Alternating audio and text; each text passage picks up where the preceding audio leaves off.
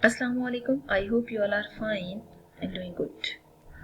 देखिए, हम यहाँ पे कुछ क्वेश्चंस सिंप्लीफाई करेंगे और उन क्वेश्चंस में हम देखेंगे कि कैसे हमें एवेलुएट करना है। ठीक है, तो सबसे पहला ही वर्किंग हम ये करते हैं कि क्वेश्चन कंसीडर कर लेते हैं जिसकी एवेलुएशन हमें करनी है। ठीक है, पहला पार्ट है कि log ऑफ 2 1/128 फाइंड आउट करना है। इसका मतलब है log ऑफ 1/128 की वैल्यू फाइंड आउट करनी है विद बेस 2। ठीक है, अगर बेस 2 गिवन है ना, तो अब हमने क्या करना है, सबसे पहले अगर हमें log को सॉल्व करना है ना, तो log को सॉल्व करने के लिए ज़ाहिरा हमें एक तो डायरेक्ट प्रोसीजर है कि कैलकुलेटर से वैल्यू हम निकाल सकते हैं, लेकिन अगर हमें कैलकुलेटर से वैल्यू नहीं निकालनी तो फिर क्या करना है, सबसे पहले इसको लेट कर लेंगे किसी वेरिएबल के इक्वल। ठीक है, वेरिएबल के इक्वल लेट करने के बाद हमने यहाँ पे सोल्यूशन करना है। ठीक है, अब आप क्या करें कि यहाँ पे एक्सपोनेंशियल फॉर्म में चेंज कर लें। ठीक है, एक्सपोनेंशियल फॉर्म में चेंज करने के लिए हम क्या करते हैं,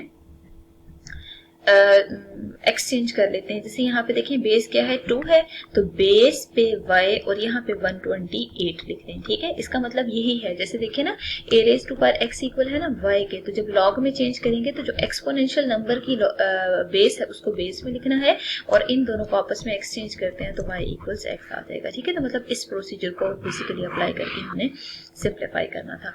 तो यहाँ पे हमने एक्सपोनेंशियल फॉर्म में चेंज करने के लिए सेम यही टेक्निक यूज किया। अब हम क्या करते हैं कि 128 को सिंप्लीफाई करते हैं। ठीक है, तो 2 6 12, 2 4 8, 2 3 6, 2 2 4, 2 1 2, 2 6 12, 2 8 16 and 2 4 8, 2 2 4, 2 1 1, 2 3 4 5 6 7। It means this is equal to 1/2 raised to power 7 means इसको ना आप एक्सपोनेंशियल फॉर्म में चेंज करते हैं। तो मैंने फैक्टराइजेशन करने के बाद एक्सपोनेंशियल फॉर्म में चेंज कर दी है।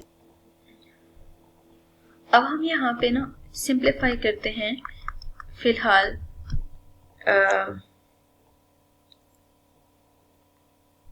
एक्सपोनेंशियल फॉर्म में जो डिनोमिनेटर इसको न्यूमरेटर में शिफ्ट किया तो पावर नेगेटिव होगी है। ठीक है, अब आप देख सकते हैं कि दोनों जो बेसिस है ना वो सेम आ रही हैं। ठीक है, बेसिस सेम हो तो हम पावर्स को डायरेक्ट इक्वेट कर सकते हैं। जब पावर्स को इक्वेट करेंगे तो -7y के इक्वल है। अगर -7y के इक्वल है तो यहाँ पे आप ऐसा करें, log ऑफ 1/128 विद बेस 2 लिखें तो आंसर हमारे पास -7 के इक्वल आ रहा है, क्योंकि आपने y को लेट किया था तो इस वजह से y की जगह y की वैल्यू पुट की है। ठीक है, अब हम ऐसा करते हैं कि मजीद एक क्वेश्चन ट्राई करते हैं और उस क्वेश्चन को भी सिंपल इसी मेथड से सिंप्लीफाई करते हैं। ठीक है, तो देखिए अगर हमें इस फॉर्म में गिवन हो log ऑफ 512 फाइंड आउट करें, 2 बेस और बेस यहाँ पे ना 2 स्क्वायर रूट ऑफ 2 अगर गिवन है। ठीक है, तो अब हम क्या करेंगे, सबसे पहली वर्किंग कि हमें यहाँ पे लेट करना है, क्योंकि log विदाउट इक्वालिटी सॉल्व नहीं होगा। तो log ऑफ 512 विद बेस 2 के रूट 2 है ना, तो इसको सबसे पहले हम ऐसा करते हैं y लेट कर देते हैं। ठीक है, y लेट करने के बाद ये लॉगरिथमिक फॉर्म है, हम इसको एक्सपोनेंशियल फॉर्म में चेंज कर लेते हैं। ठीक है, एक्सपोनेंशियल फॉर्म में चेंज करने के बाद हम क्या करेंगे, इसमें बेस को बेस ही रहने देंगे और एक्सपोनेंट्स में y इक्वल्स 512 लिख देंगे। ठीक है, अब 512 की फैक्टराइजेशन करेंगे। 2 2 4, 2 5 10 and 2 6 12, 2 1 2, 2 2 4, 2 8 16, 2 6 12, 2 4 8। ठीक है, फिर 2 3 6, 2 2 4, फिर 2 16 32, 2 8 16, 2 4 8 and 2 2 4, 1 2 3 4 5 6 7 8 9।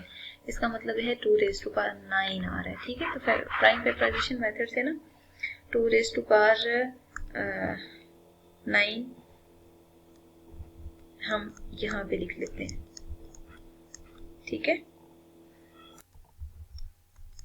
अब 2 रेज टू पावर 9 यहाँ लिख लेते हैं और इनकी पावर्स को प्रॉपर सिंप्लीफाई करते हैं। ठीक है, आप देख सकते हैं यहाँ पे 2 की पावर में कुछ भी नहीं है तो इसका मतलब 1 होगा अब with the help of calculator आप बेशक 1 और 1/2 को ऐड अप कर लें, बेसिस सेम है ना, पावर्स को हम ऐड कर देंगे बाय यूजिंग प्रोडक्ट रूल, ठीक है। अब यहाँ पे 2 और यहाँ पे 2 + 1 रेज टू पावर y आएगा, ठीक है, इक्वल्स 2 रेज टू पावर 9, ठीक है। तो यहाँ पे 2 raise to power 3/2 raise to power y equals 2 raise to power 9 आ रहा है, ठीक है। अब आप यहाँ पे प्रोडक्ट लें, 3 raise to power y/2 is equal to 2 raise to power 9 आ रहा है।